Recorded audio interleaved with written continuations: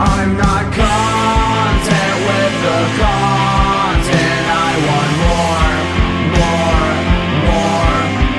I'm not content with the content. I want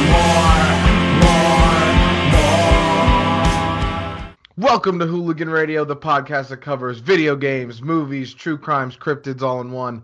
To my virtual left, I have Josh. How are you, Josh? I'm doing pretty good. I'm quickly realizing that eating dots is not the best option while recording a podcast, but we'll see how it goes. Yeah, we're going to get that mouth all gummed up. And to my right, I have Zach. How's it going, Zach? What's up? And I thought you were talking about those hard candies on the paper. But those are even that better. Would be an audio dream if we could have just all be eating those little pieces of paper is what you're eating. You're just eating Isaiah more gets paper. the ice cream dots, I get the hard candy dots, and you get the gummy ones. Let's go. Oh, Brody. All right. It's actually ASMR candy eating podcast. Yeah, that's our episode this week. It's just going to be Josh eating candy and we talking to him while he tries to eat it. halfway through, I start to choke. Will I survive? No. Spoiler alert. All right, so I don't know if a ton of stuff's happened over the week, so I am hoping that you two can inform me on the world. What about the movies? What's going on in the big pictures? Well, it has been a little bit of a quiet week in movies. There was one trailer that released that I wanted to talk about. It's a trailer for the movie called Yesterday. Now, if you guys remember when we did the episode for the most anticipated for this year, this movie was originally titled All You Need Is Love, but it seems, for whatever reason, they've changed the title to Yesterday. And the plot of the movie is there's a man who gets hit by a bus, and then he wakes up in an alternate reality where no one remembers the Beatles. It's not exactly clear if the Beatles never existed or if everyone has just forgotten about them, but he essentially starts realizing, hey, I can make their music because no one knows of it, and he becomes famous through doing this. So what did you guys think of the trailer when you first saw it? I love the Beatles, so all of the Beatles music in it, I'm just like, let's get it. But I'm pumped. I think it's a sweet idea. I would think that the Beatles is probably one of the biggest bands you could do that with.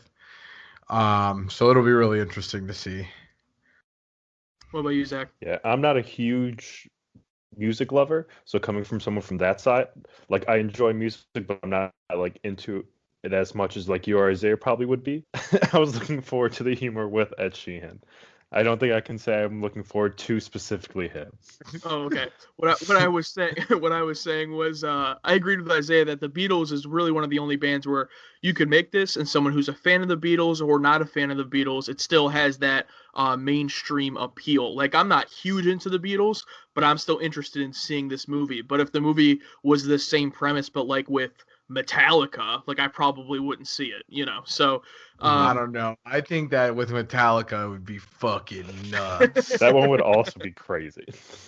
Could you just imagine just being like one guy and you're just rewriting Metallica songs by yourself?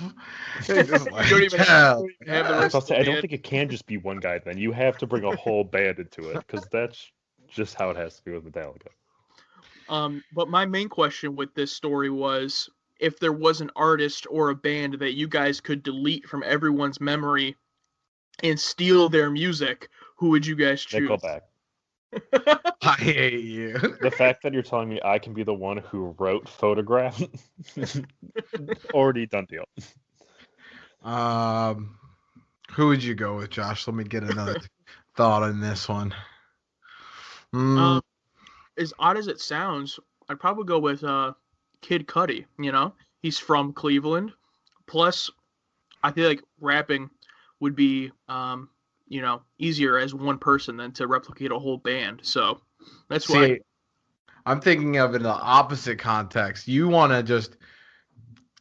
up the fact that he's from Cleveland. I'm trying to see what artist would make it so that Cleveland's music scene is just massive. You know what I'm saying? Like fucking Dolly Parton or some shit. And just steal that Nashville grind or something like that. I think if there's anybody whose music I would decide that I'm going to be the person who wrote In an Alternate Reality, I'm gonna have to go with Kanye West. I Wow, think that's a that great writing one. Kanye West, like being able to rap Kanye West and no one being like, "Whoa, where did he come up with that?" It'd either be Kanye or Lil Wayne.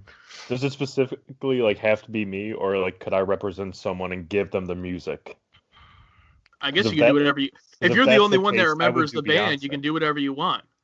Nah, Zach, you would have to be Beyonce. See, can't pull that off though. I don't have the confidence enough to be Zach would be Beyonce. like, "Oh, the single ladies, oh, the single ladies."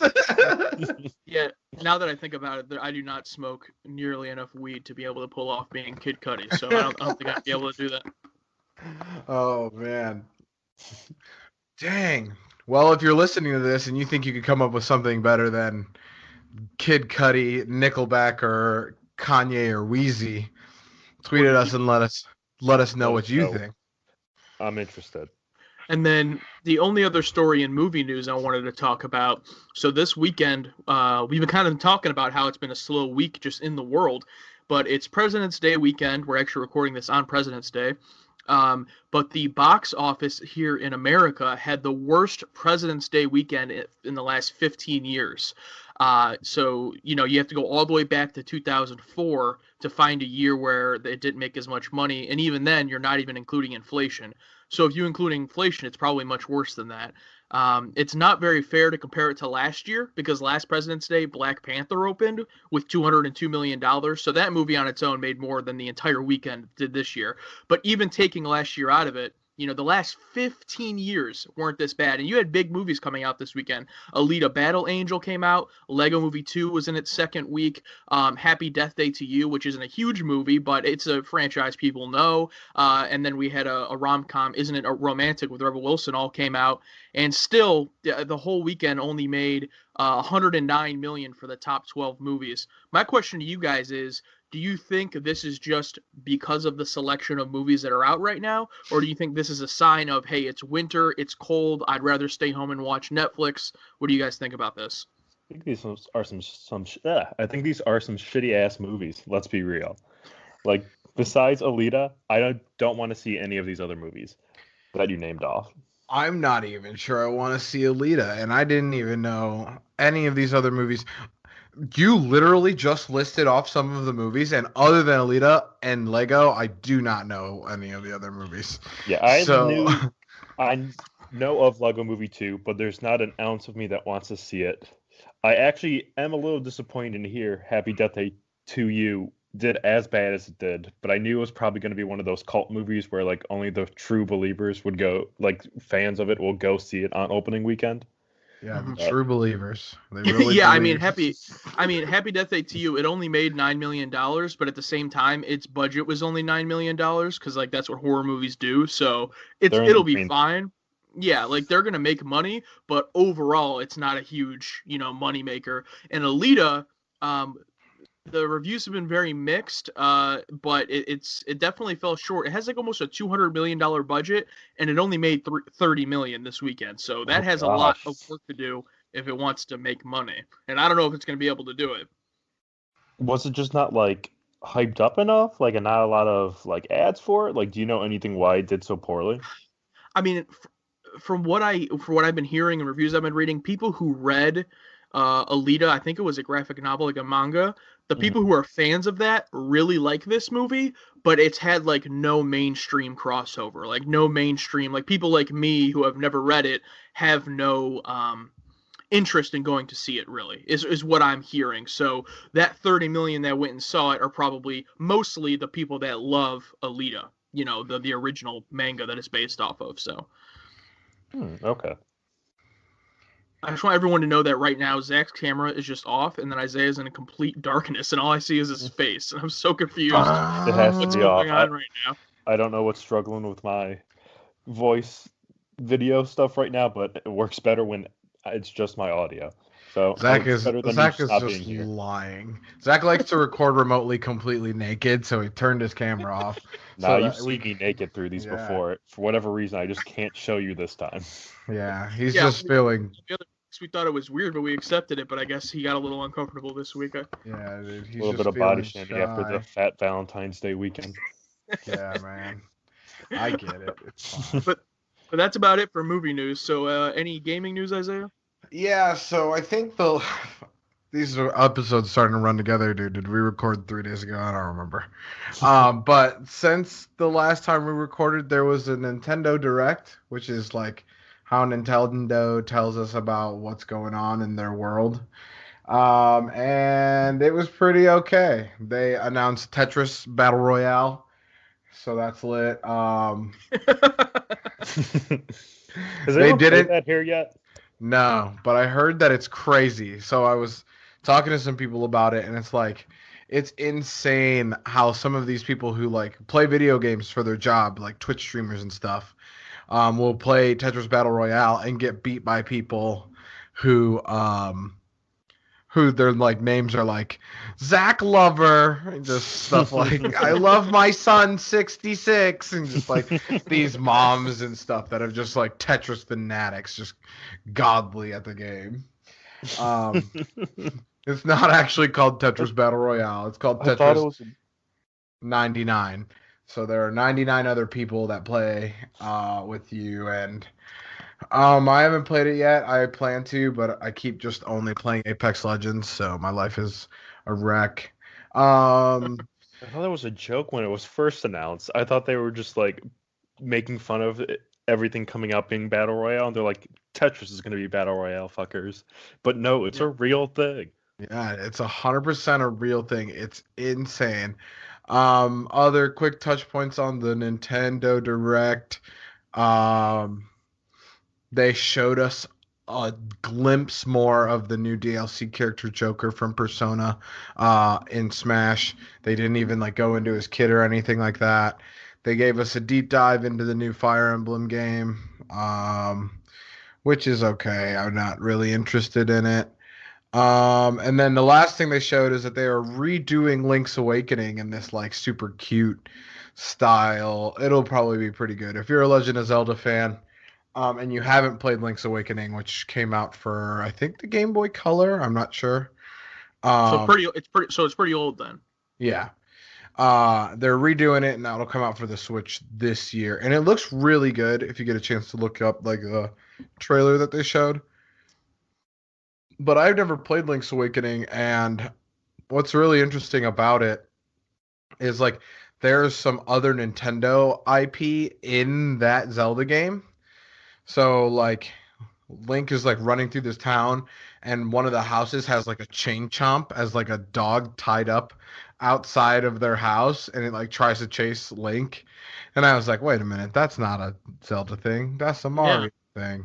And there's like some other stuff that's kind of like that. So that'll be interesting to check out, especially now that I'm more into the Nintendo franchises. It'll be more interesting for me to see like what other Nintendo stuff made it in the crossover. And the art style is pretty fucking cute. So you should check it out if that's the thing you're into. Other than that, Anthem is in its VIP release window, so it's been all over the place, but we'll talk about that more in the end of the news segment. What about the creepy news, Zach? What's been going on? So the zombie apocalypse is already starting. I'm sorry to tell you guys that now and our listeners. Yeah, dude, I've seen them people doing those drugs in Florida that make them like insane. Yeah, but this one's starting from actual like a virus. But luckily for us, it's starting in an animal first, and that being the deer. Yeah, luckily, because there's just not that many deer around, so I'm not gonna. What the fuck do you mean, deer? I see like 7 deer a day. Yeah. Yeah, we're safe. We're safe in our state of Ohio. But For now. for now, you're right. But an infectious disease, deadly in deer, has already been spread to about 24 states and to actually 2 provinces in Canada. But we're not going to worry about them for the sake of this right now. We're going to stay in the United States. You're telling me that these deer are in the continental United States? Do you know how far deer can go in one day? Yeah, and that's why it's spreading like mad fire. There's reports of it being Mad in fire. Montana, Colorado, one county in Texas, which I feel bad for that county. some in Pennsylvania they've made it across. Michigan, Wisconsin, they're a little bit of everywhere right now. Yeah, there's like this map right here, and there's like in a lot of Pennsylvania and Michigan. Like we're fucking next, dude. Yeah. We're surrounded. Pretty happening here, dude. No doubt. You just haven't seen it yet. Yeah, but what this disease is, which has been dubbed the zombie deer disease, is actually really called chronic wasting disease, or CWD for short. And it pretty much afflicts free-ranging deer, elk, moose, like pretty much the same category of like mammals, and pretty much just wastes away. It eats at their body till there's nothing left for them. And there's some scientists that are saying that one day this could actually hit humans, especially if we continue to eat the meat of infected deer. Nice. Does So it want to eat brains? Well, that's one funny thing you say brains, because a lot of scientists are comparing this to the situation with mad cow disease, where the mad cow disease just eats away at the brain, pretty much makes the cow, dumb till it eventually dies. And this was big during the 1980s and 1990s, which brought up a lot of like speculation, like, hey, is the zombie apocalypse going to happen? Which that eventually died out for a while, but this is starting to kick back up all the research, all the news, like, hey, this is something that can eventually happen again. That a disease can come from an animal and affect humans, similar to like the swine flu and stuff like that, just originated in animals and went to humans. But with this one eventually turning us into zombies. Well, I don't think I've ever eaten deer, and now I definitely won't start. Well, do you eat moose or elk? I Probably like not how either you of said. those I two. like how you said that as if that was more likely than the deer. Like, hey, you may not eat deer, but you eat moose. No, I have not, as far as I know. But I will stay away. Yeah, but it's crazy. So I guess in years before, it's been approximated about 7,000 to 15,000 animals have been infected with the disease. But so far this year alone, it has risen by about 20%, and we're only in the month of February. Well, it says 7,000 to 15,000 animals infected are eaten, not just that are infected, but they're actually eaten. It's only a Okay. matter of time until zombies is pretty much what that sentence is telling me. Nah, man. I'm telling you. Have you seen those videos of those people who do like flocka, I think is what it's called, or whatever? I don't even know what you're Flocka, talking flocka? about. There's like a drug. It's called flocka. It's spelled like FLAKKA or something like that. And like when these people do it, they like they don't feel anything. They automatically start trying to like attack people and bite them. The last video I saw of a guy who did it, he was like attacking the cops, and the cops hit him with 2 tasers at the same time, and he still was like grabbing onto the Jesus. cops. Yeah, shit, dude. Zombie apocalypse is just around the corner, bro. We're all gonna die. Yeah. So don't go out just shooting random deer and eating them. If you do, get them tested. Hear that first from Hooligan Radio. Make sure you're eating clean deer. Eating clean deer. You heard it here live, folks. But what we're going to move on to next is we're going to go to the cryptid side of things. And we're going to cover a Michigan family that lives with Bigfoots. Not big feet, because that's wrong. Bigfoots. Big feet. No, incorrect. Big feeties. Well, there's a family in, and I hope I pronounce this correctly, Newaygo County, which is around Grand Rapids, Michigan, that supposedly is lived with Bigfoots, a clan of Bigfoots around their home for several years now. All right. Oh, yeah. So I pretty don't know much about that. it's real. You tell me people in Michigan lie. No, they got legal weed there. For real though, if there were Bigfoot, I think Michigan's probably a pretty good place. I've been to Michigan. I have some family in Michigan. It's pretty likely. Yeah, Michigan's like a pretty heavily wooded state already as is. So, and there is a lot of sightings of Bigfoot around that area as well. But pretty much what this family is saying is that a Bigfoot clan has been visiting her home shortly after her and her husband and her 3 children moved into their home, which is located on a 10-acre rural property covered in trees, wilderness, like tough terrain, all of that stuff. Pretty much she experienced these creatures at first. She was scared at them, but for whatever reason, they never like really had one-on-one contact. But she'll leave them like little gifts, little like sweets. For whatever reason, they absolutely love blueberry bagels.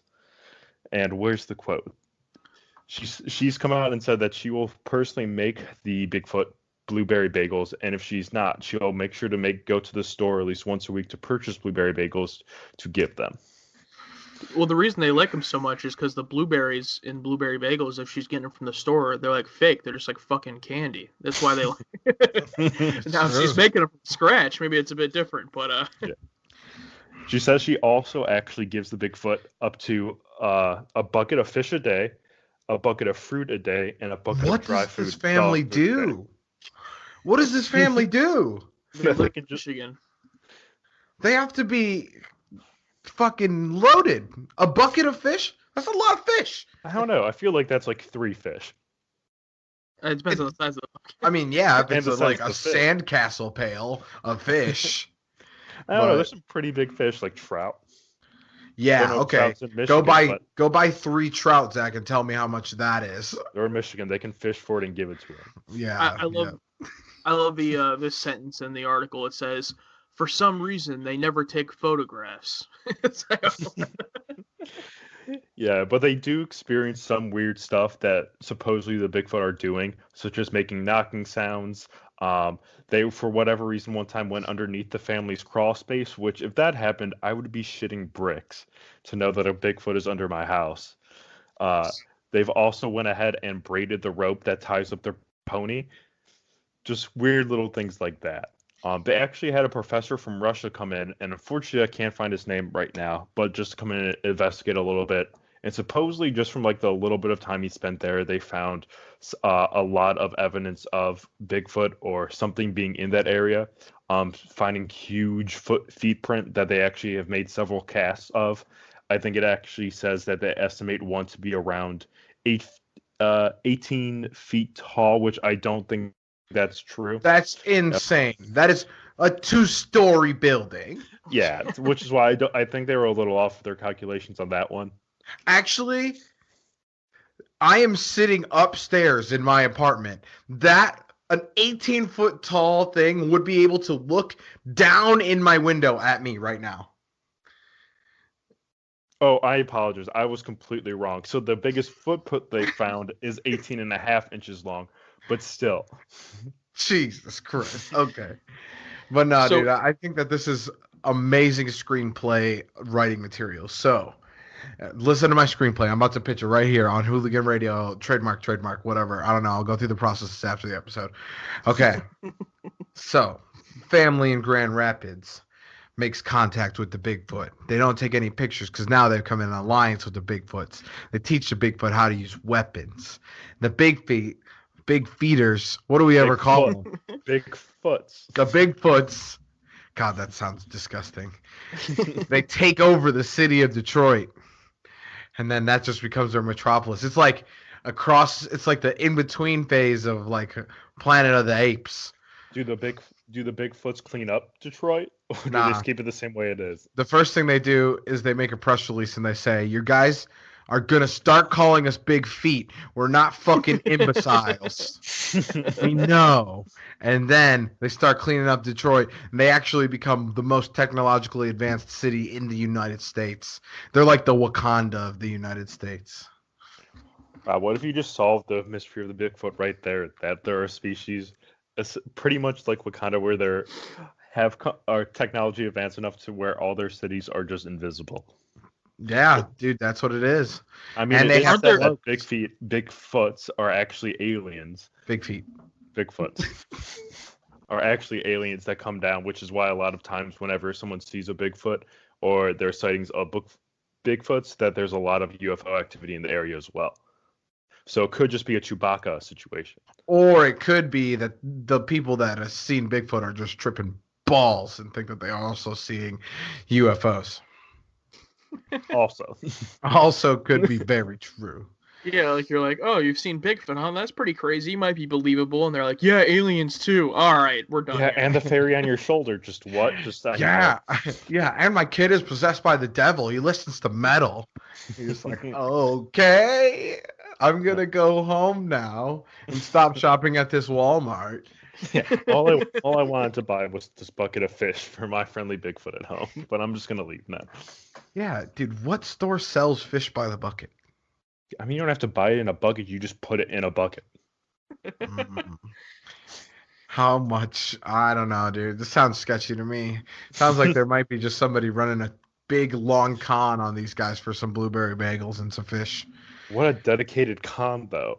But that would be something we would do. Yeah, we have found out how dedicated to a con you can be in prior episodes.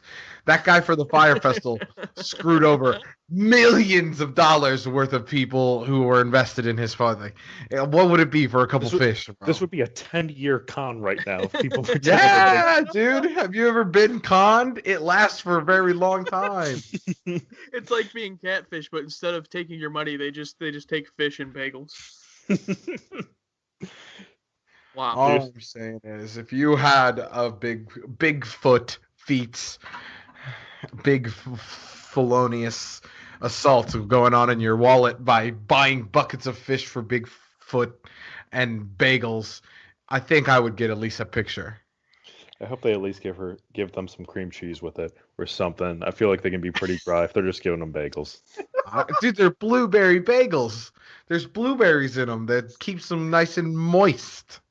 For all of our fans that love that word. Oh. I also love that the article you sent us is from Fox News. So that's exciting. We're currently at the time where there's no news that we must go to. There's no news like Fox News. I know, you're right. See it, rent it, stream it. See it, rent it, stream it. See it, rent it, stream it. See it, rent it, stream it. So I finally saw a movie, and it was Lego Movie 2. Zach, I know you have no interest in seeing Lego Movie 2. And I think that's pretty fair, because if you didn't like Lego Movie, the Lego Movie, you probably won't like Lego Movie 2. It's basically the exact same thing. I happened to really like the Lego Movie, so I thought Lego Movie 2 was pretty enjoyable. It was very funny. It was very very entertaining. I would say it's more so focused towards kids than the first Lego Movie. I felt like the first Lego Movie everyone could kind of enjoy. This one's a little bit more focused towards kids, I think. But overall, I found it really enjoyable. What have you guys been watching? I've been watching The Sopranos. I don't know if I talked about that last episode. I don't think so. I don't think you have. Yeah. So I found out that Amazon Prime has The Sopranos for free. So I've been watching The Sopranos, and man, I do love the mob, the mafia, whatever you guys want to be called nowadays. So if you're in the mafia and you're listening to this episode, hit me up, bro. We could make a deal. No comment on that one.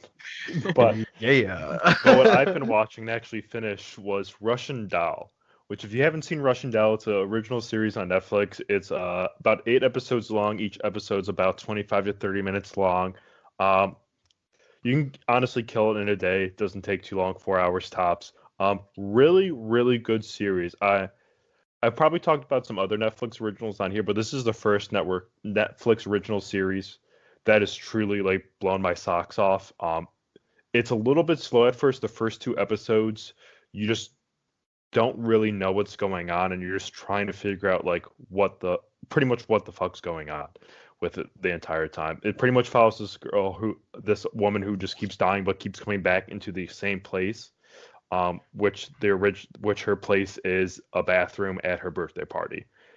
And for the first 2 episodes, you just go through that, and it keeps coming back. You're like, I have no idea what's going on, but the following episodes, you figure out there's another person that's doing the exact same thing, and it starts to get pretty heavy, as well as it starts to talk about different theories of like timelines and stuff like that, which I also really enjoyed. I don't want to ruin this for anybody to go see it, but highly recommend it on my part. So it kind of sounds like kind of the Groundhog Day scenario. So she's reliving like the same day over and over and has to figure out what she has to do to make it correct. Essentially, but it's weird in the sense that's how I took it at first. But what's different with this one is that you can make it several days from like the origin point, which the origin point being her bathroom at her birthday party after like she splashes water on her face. But when she dies, she just goes back to that. So it's not like you just make it a day and you come back. Like I think the farthest she has made it with dying is up to like 3 days. But like, so it's kind kind of like a video game checkpoint. Like you can make it as far as you can, but then if you die, you go back to your last checkpoint, basically.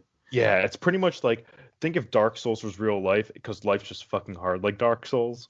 So but you just keep missing the campfire for the checkpoint. You keep going back all the way to that. Interesting. I also watched only the first episode of a Netflix show that came out last weekend. It's called The Umbrella Academy. Have you guys heard about this at all? I saw it on Netflix with like the trailer when I was going to Russian Dolls. It seems like it's almost like a mix between X-Men and oh my god, what's the series with Unfortunate Events or whatever?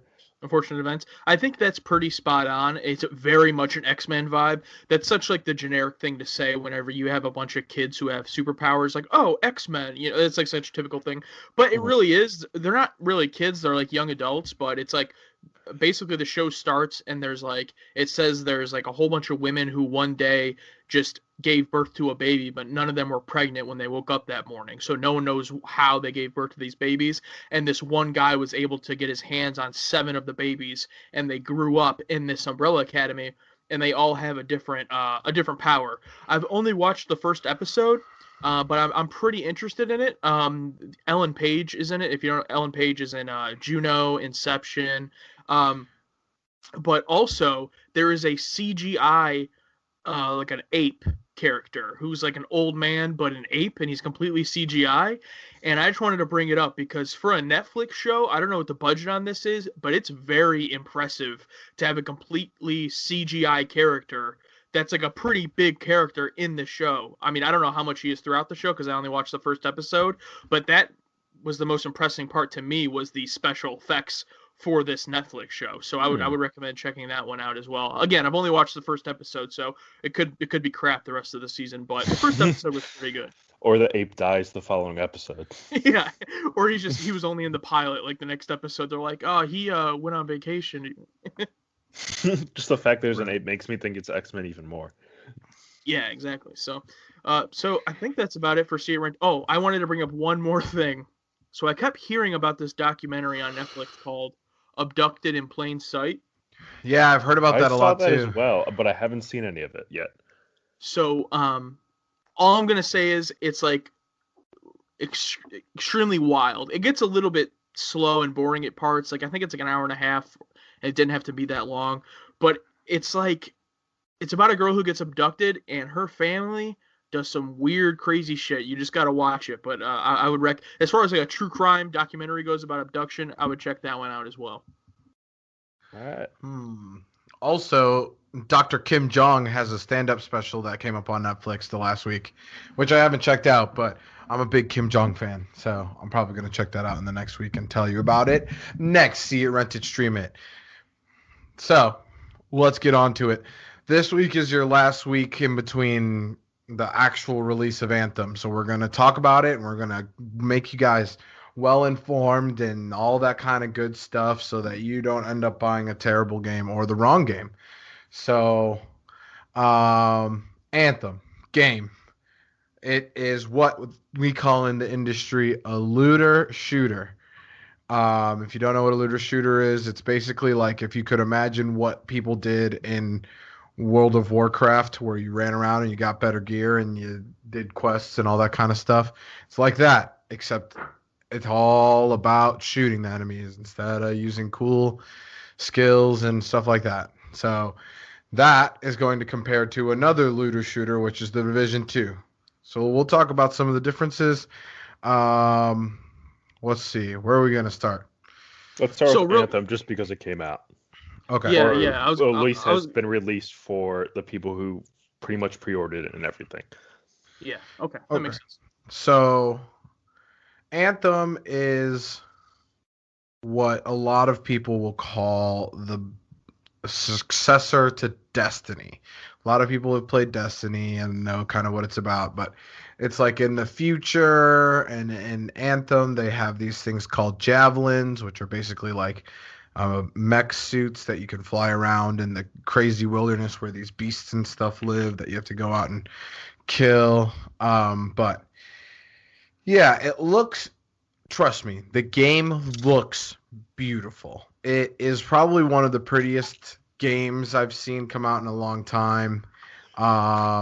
Might be its biggest pro is how beautiful it is. Like, this game is visually stunning at times. Yeah. So, but I'll bring up some of the weak points in the game. It's 4-person. A lot of the missions are 4-person squad. So you either need to have 3 other people you want to play with, or you're going to need to get used to playing with random people. Another thing is it's made by EA, a company that is notorious for not really caring about the gamer, but more about the bottom line. There's a lot that I could see being an issue with Anthem. So I don't want anybody to get really confused by what the marketing is showing you and all that kind of stuff. What you really need to think about is there's going to be microtransactions in both of these games.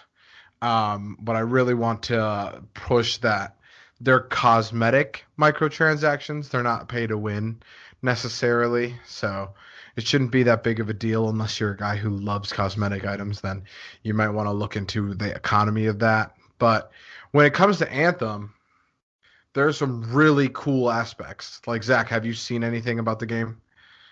I mean, I haven't seen necessarily a bunch of big things, but I was actually watching a lot of streamers play it who went ahead and had early access to it, who bought it early, like through some of the cutscenes and stuff.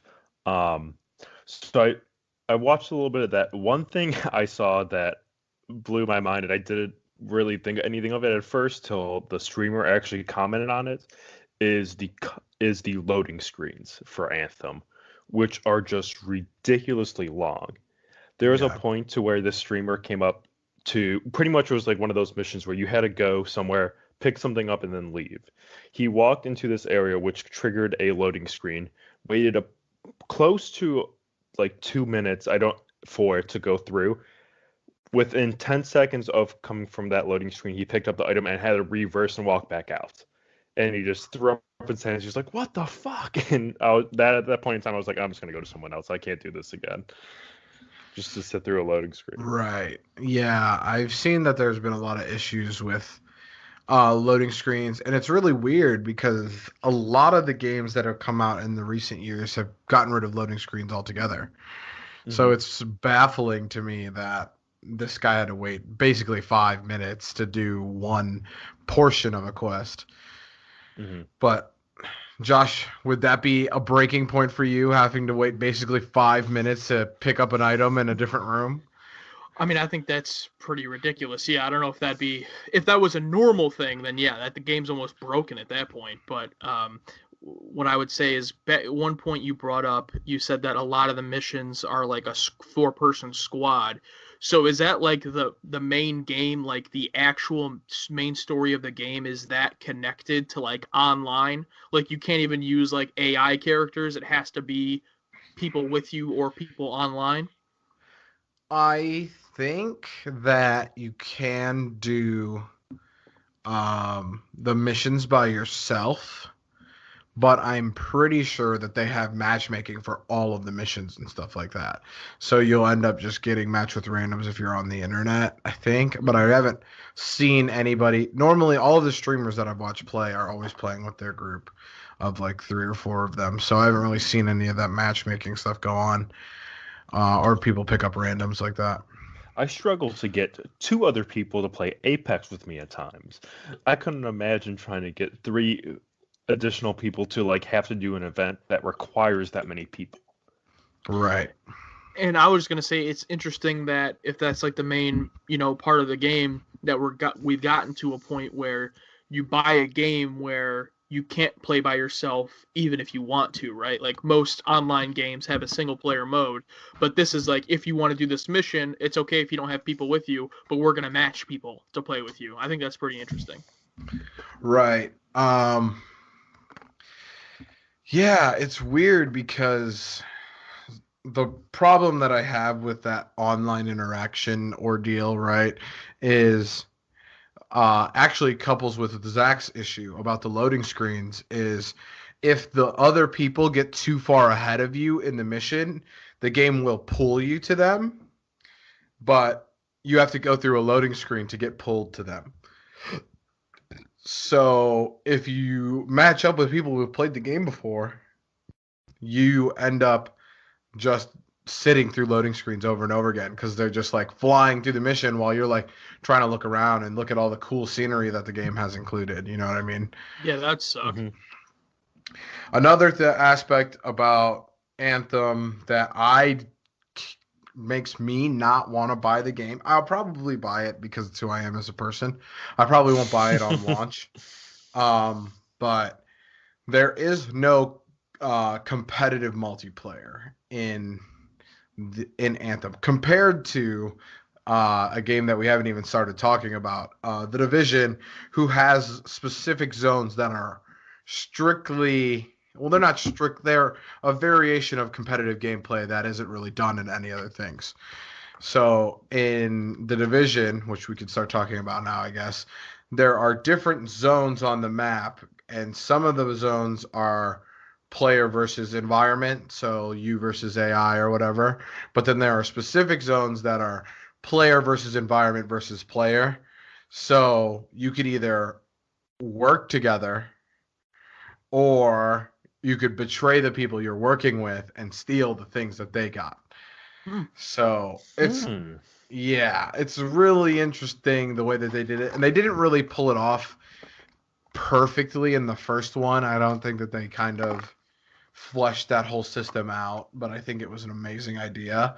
And I think that the second one is going to be a better iteration on it. Zach and I were talking about, and we watched a few videos on how they're handling what they call the dark zone, is where you can do this like player versus environment ordeal.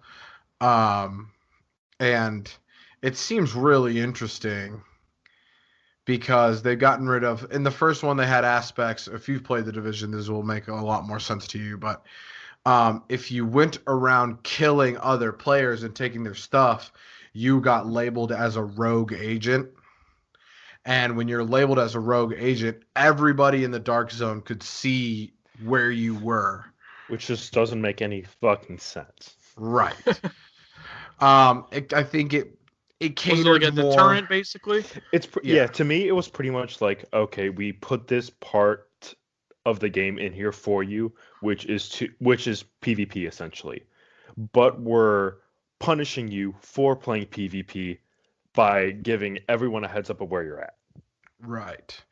And I think that it was made so that it was more catered to players who wanted to go to the dark zone but didn't necessarily want to kill other players. So I think that this new dark zone has got some iterations that it's like, hey man, like if you go in there, there's no telling what you'll see. Because like you could work with some other people for like and this is the thing, you can queue up with your friends and kill your friends in there. So like if Zach and I were playing and like Zach got some cool ass fucking loot that I wanted, I'd be like, fuck you, and I'll just shoot Zach and just start fucking killing Zach if I wanted to. So it's like really interesting because you could be working together with people and be like, oh yeah, we killed that boss was crazy hard, and then like a guy could just become an asshole and just be like, I'll kill all of you and take everything. Yeah. Oh shit. And it's just more realistic that friendly fire is on. The fact that you essentially, if you just throw a random grenade and it's just like, oh, I just threw it for shits and giggles, it could have payback if it hurts your team, even if you're not essentially trying to hurt your team. Yeah, and the Apex team has come out and said, well, before the game launched, everybody was asking if there was going to be any sort of PvP or like online competition-esque thing, and they tweeted not at launch. So it might come out in the future, but if it's going to come out in the future, there's no reason to buy the game now compared to then, because the game might drop in price or something along those lines. You're not missing out on anything, really. I mean, as long as, from what I've heard, the storyline so far is mediocre. It's not like it's going to spoil a very compelling story to you, like a movie or something like that. So I think that Anthem is a game you should wait on, unless, this is my one caveat. If you have 3 other friends who are very interested in playing the game, that you enjoy actually talking to and playing the game, it'll be a great way to have a reason to hang out with each other. Like if you two were like, we're all going to get Anthem on PlayStation and we'll just play it together, I'm like, all right, I'll do it. I don't care. Like if I had enough people who texted me tonight and were like, we're going to get Anthem on Friday, are you going to get it? I'd be like, sure, I don't care. I mean, if you guys actually are going to play it, like we'll play. And it's more of a game that you could just like talk to your friends while you're playing and like not really have to pay attention to, compared to where like if Zach and I are playing Apex, Zach will start talking about something and I'm like, Zach, you need to be quiet. I need to know if there's a guy walking right here. And he's like, and then we'll go through a whole fight and I'm like, what were you talking about, Zach? And he'd be like, I don't remember, but we won, so it's fine. So yeah, if you have like a friends, it's like a social game more in the aspect of like, oh, we're all gonna shoot this monster, and like there's some like risk to it. It's not like you're playing cards or something like that. You know what I mean? Like you could go down and you actually have to work together and stuff like that. But I think that if you are gonna get it, you need to have people that are interested in the following, the environment specifically. If you really like that fantasy, futuristic, sci-fi environment, that'll be a big selling point on it compared to the Division. If you like the flying around aspect of it, like you want to control a suit and fly around, then yeah, you should do that. But other than that, if you're into looter shooters, if you want more of a gameplay experience than just like killing endless amounts of mobs to try to get the best loot for basically no apparent reason. I mean, there isn't a lot of apparent reason with a lot of the games that we play. Like, what's the apparent reason in playing Apex other than... It's a competitive game. Yeah, other than being better than people, kind of. The Division will have like a multiplayer. You can kind of get a different situation out of it, I guess. I heard that there are puzzles in Anthem that are just not even worth trying. Like you just keep pressing the button over and over again until it eventually just lets you in, and you're like, okay, well there you go. That's so aggravating. Right. You can, yeah. One of the streamers I was watching was like, all of the puzzles are brute forceable, so you just like spin the fucking things over and over again until you get the right spot. But yeah, I think that if you are really excited about Anthem and you want to get it, you should. I'm not going to tell you to not get it. But I think that there wouldn't be a lot you'd miss out on if you just waited to see how how it updates for like after the first month, maybe the first couple of months. I would say probably by the end of March, you'll get a good idea of what they're going to do with Anthem and how they're going to make it more of a game as a service instead of just a game. I think that you would have a much better understanding of the economy and if it's even worth it, because people are still kind of working out how much they can earn and all that kind of stuff. But it's going to be really grindy. That game is going to be very grindy. So if that's not something you're interested in, then I wouldn't go for it. A lot of people are going to get wowed by how pretty it is, and I think that they'll play it for maybe a month and then be over it. So got to be careful on that, guy. So at the end of the day, what to everyone here at Hooligan Radio, what game do you think you would prefer to get, Division 2 or Anthem, starting with Isaiah? Neither. All right. To Josh. Well, I need to hear more about Division 2, because I think I'm pretty clear on what Anthem is and like the purpose of Anthem and what you get from it. But with Division 2, I didn't play the first one. Okay. So with Division 2, what exactly kind of game are you expecting, comparing it to Anthem if I was to buy one of them? Okay, so I guess we'll go with stylistic differences first. The Division is based in a post-apocalyptic America. So the first game was in New York City, I believe. I would say somewhat post-apocalyptic though, because at least with the first one, it seemed like pretty much the premise of the first one was that there was a biological attack upon New York City. which was killing people and stuff like that, but I wasn't too sure if that was the United States as a whole or if it was just New York City. The same with Division 2 being, I believe, located in Washington, D.C. Yeah, so it seems like, okay, other than that, the United States is under some sort of biological terrorism attack, and it's post-apocalyptic. It's both of the games are third person, so you're over-the-shoulder shooter kind of game. With the Division, you're fighting more humanoid characters and stuff like that, like different kind of like rioters or kind of, you know how like I don't know if you played Spider-Man very far, but there's like the different factions, like people from Rikers or stuff like that or whatever. Um, yeah, so you're kind of fighting around like that kind of stuff. Other than that, the game is, I would say that they're basically the same in most of the other aspects, except for their stylistic choices and theme. We don't know how the Division 2 story is going to play out compared to Anthem's, but like I said before, I've heard a lot of times that the Anthem story is kind of weak, and the Division 1 story wasn't very strong either, so I don't have a lot of faith that the Division 2s will be much better.